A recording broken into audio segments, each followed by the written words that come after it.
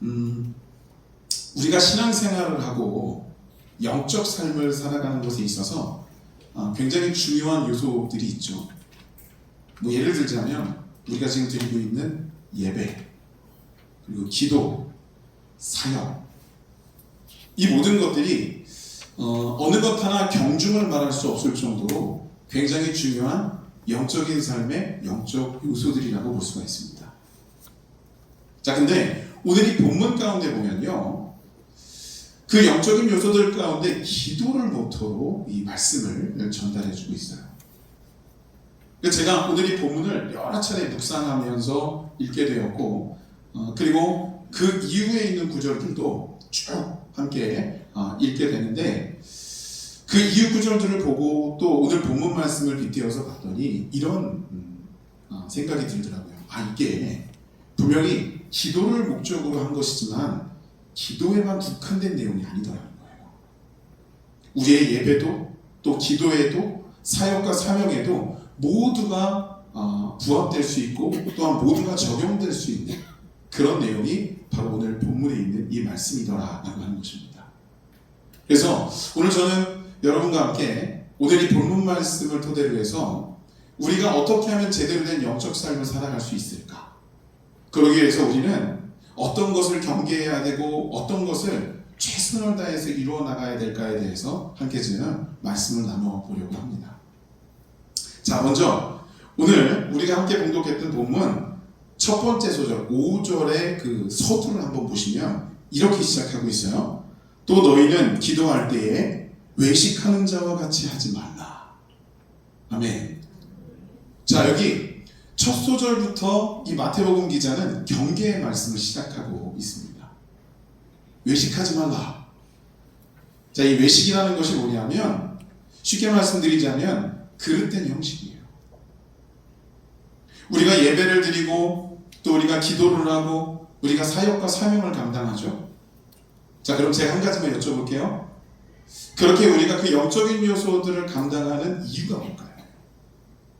우리가 왜 예배드리고 왜 기도하고 왜 사역을 감당할까요?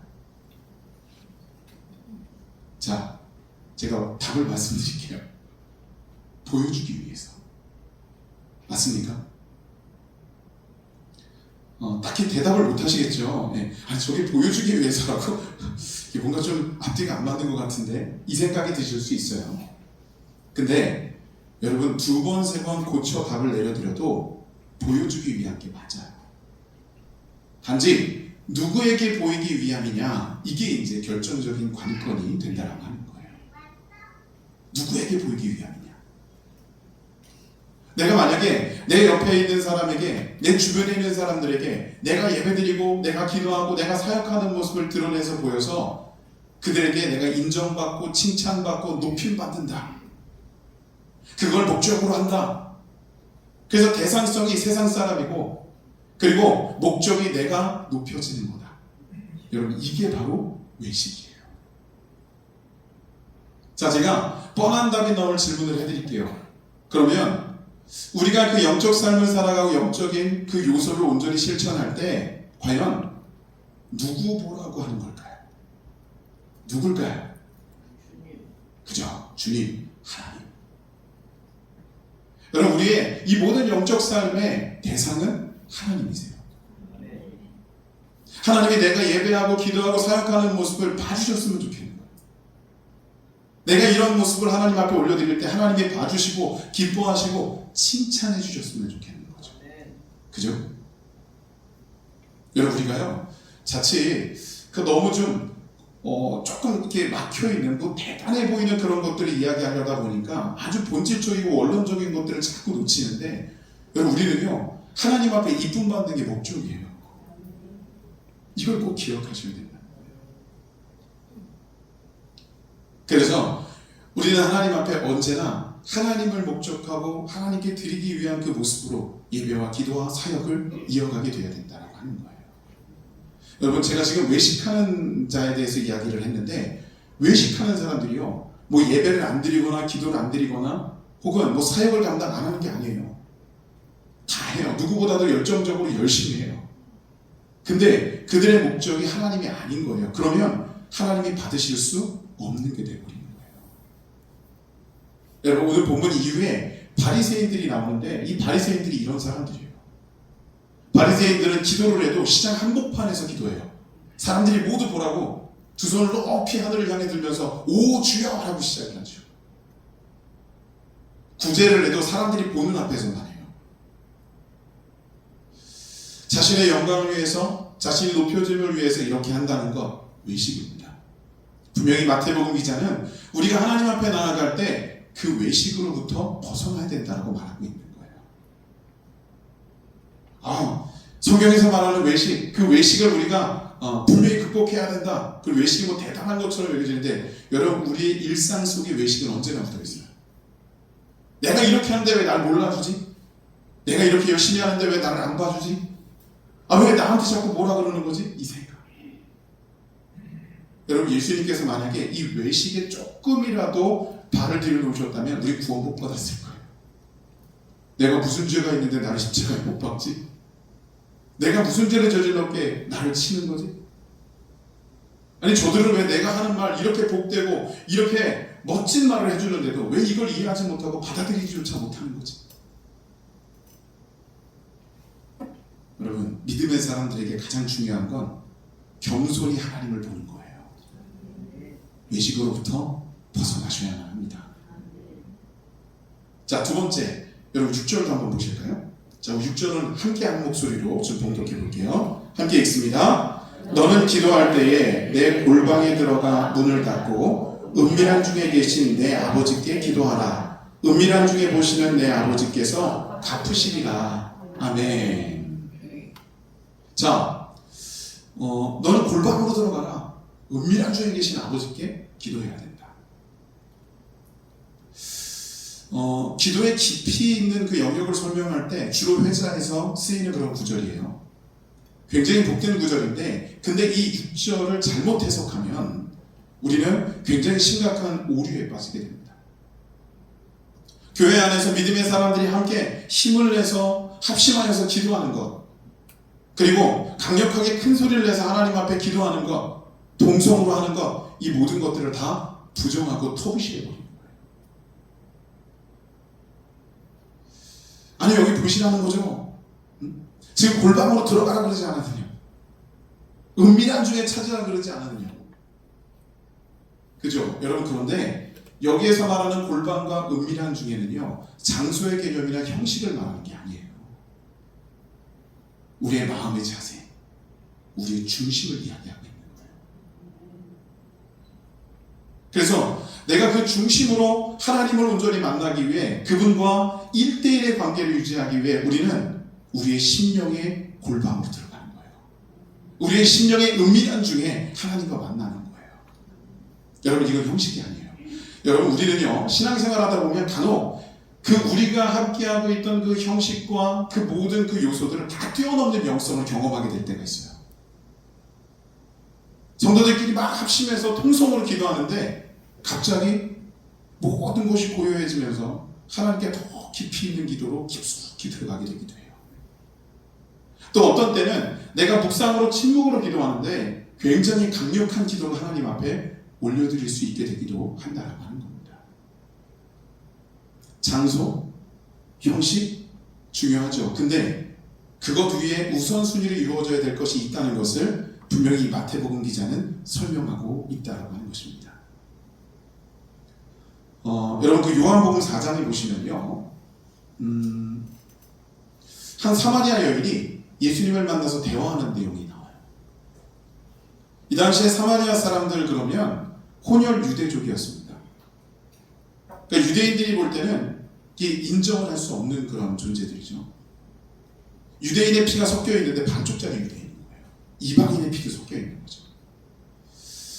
본토에 있던 이 전통 유대인들은 이 사마리아 사람들을 자신의 종족으로 인정하지 않았습니다. 근데 사마리아 사람들은 자신들도 하나님 백성이라는 거예요. 그래서 절기가 되면 이들은 예루살렘 성전으로 가서 예배드리고 싶어 했고 기도하고 싶어 했어요. 근데 안 받아주는 걸 어떻게 해요? 그래서 이 사마리아 사람들이 어떻게 하냐면 자신들이 있는 곳에서 산당을 짓습니다. 그리고 그 산당에서 하나님을 예배하며 찬양하고 기도해요. 자, 이런 상황성 가운데 지금 이 사마리아 사람인 이 여자가 예수님을 만났어요. 예수님은 유대인 중에 유대인, 정통 유대인이시죠. 자, 그 유대인이신 예수님을 만났을 때 이 여인이 대화하는 중에 이 예수님이 굉장히 특별하다는 것을 깨닫죠. 영적으로 범상치 않은 인물이라는 것을 알게 돼요. 그래서 이 여인은 예수님께 이런 질문을 해요.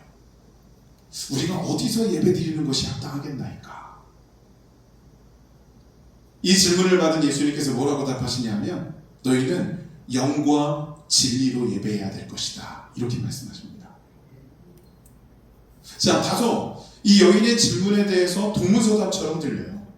장소의 개념을 물어보신 것 같은데 뜬금없이 이 여인에게 영과 진리의 모습을 이야기하신 거죠.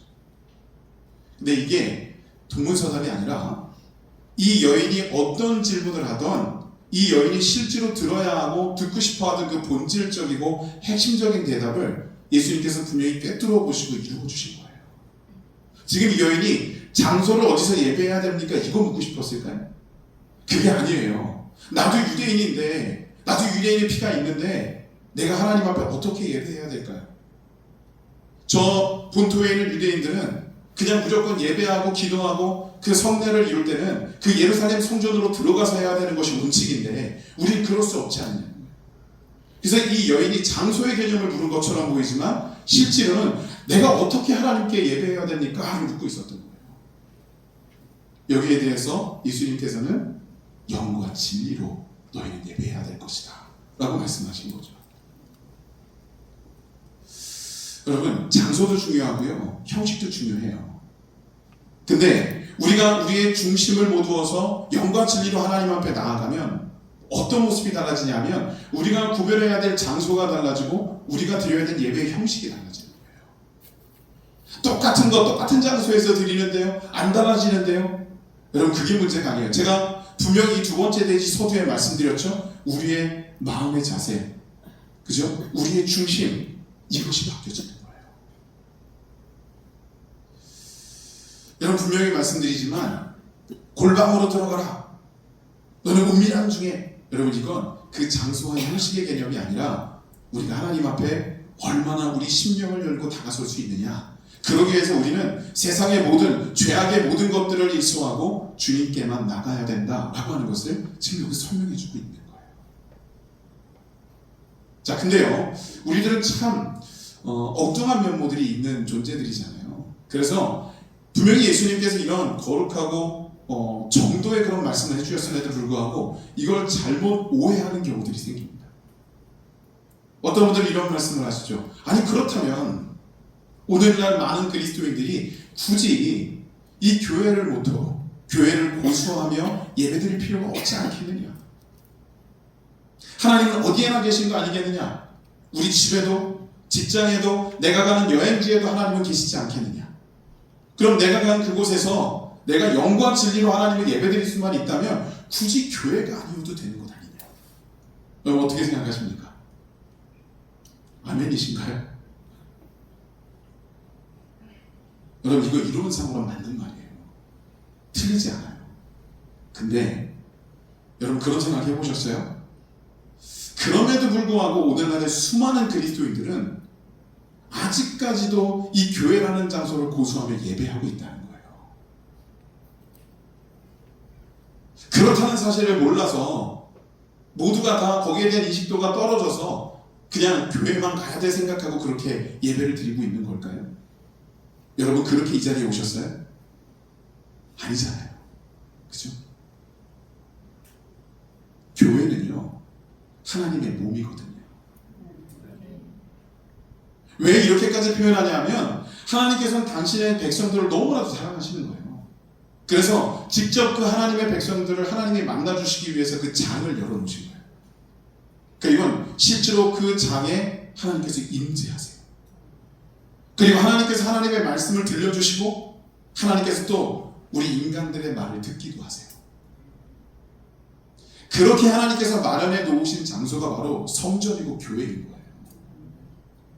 그러니까 여러분, 우리가요, 물론 다른 곳에서도 우리가 영과 진리로 예배할 수 있죠.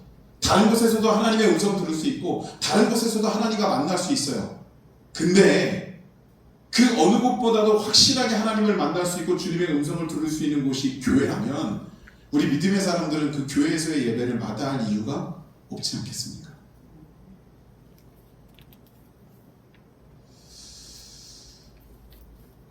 교회 외에도 하나님을 온전히 예배드릴 수 있습니다.